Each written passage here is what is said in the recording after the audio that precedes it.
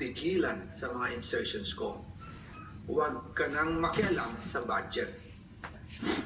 Na ginagawa ko lang ang mga utos niya tungkol sa mga insertions na sinasabi niyang hindi na raw niya makilala. Nagsabi, may pinapa-insert ng mga projects ang Pangulo na worth 50 billion pesos. Naging malinaw sa akin na siya mismo ang nag-utos kila Secretary Mina Pangandaman at Yusek Adrian Bersamin ang gusto niya ng 50 billion pesos na insertion. Ngunit ang sagot ng Pangulo, humingi ka ng bago or dagdag na insertions. Bakit hindi niya agad tinanggal noon pa? Kasi mismo siya ang nagbibigay ng utos. Ako mismo ang nakasaksi at nakausap ng mga taong direktang sangkot. Hindi lang po ang Pangulo ang may insertion sa budget. Pati po si Congressman Sandro Marcos,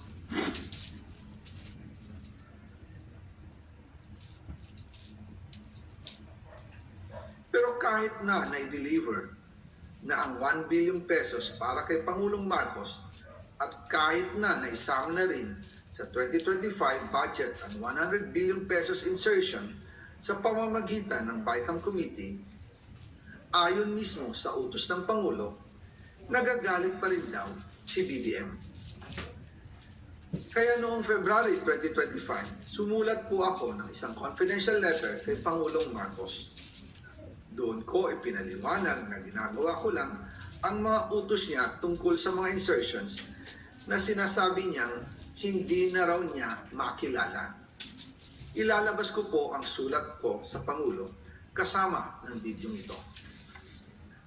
Si Yusek Jojo Cadiz ang nag-ayos ng aming meeting noong March 2025 sa 1201 Aguado Street, tapat ng Malacanang, Gate 4. Pero sa halip na kumalma ang Pangulo, lalos lang siyang nagalit.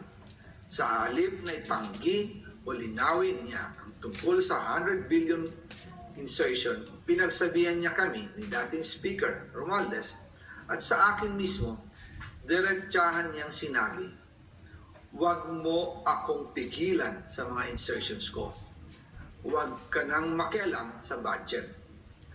Dahil sa mga binitawang salita sa akin ni BBM, naging malinaw sa akin na siya mismo ang nag-utos kila Secretary Mina Pangandaman at Yusek Adrian Bersamin na ipasok ang 100 billion pesos worth of projects.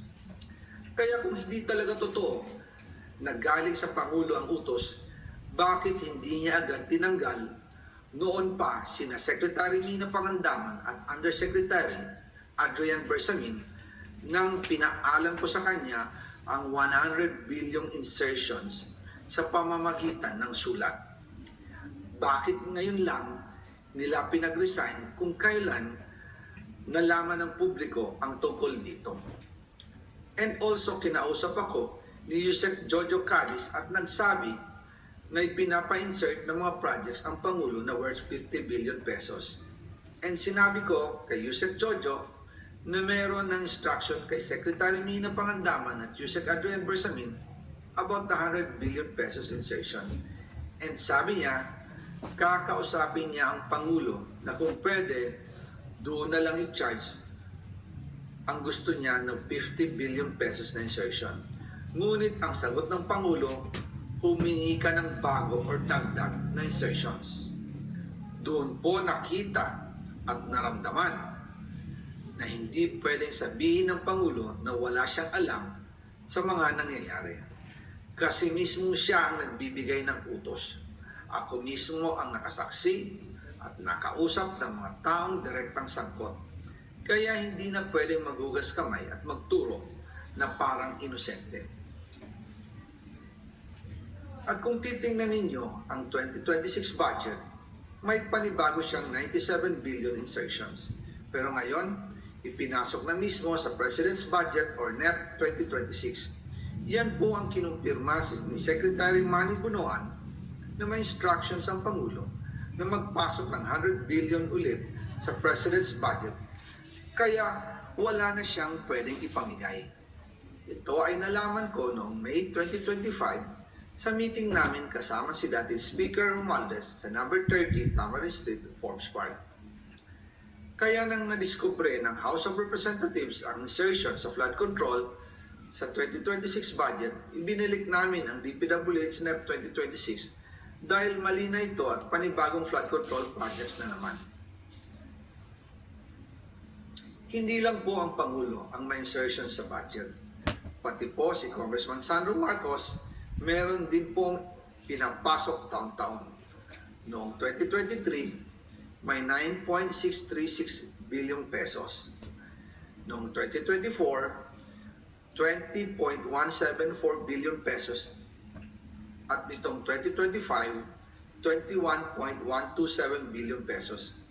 Lahat-lahat, ang kabuuan ay 50.938 billion pesos. At bawat taon po, sa tuwing dumarating ang BICAM budget process, lagi po may utos si Congressman Sandro na ipasok ang mga proyekto niya.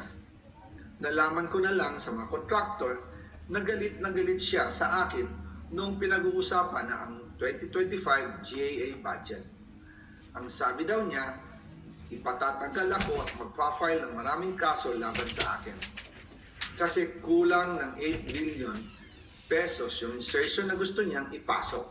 Ang dahilan daw, may mga contractor na nakapag-advance na sa kanya at dahil hindi na ipasok ang buong halaga, kailangan daw niyang magsauli sa mga yon.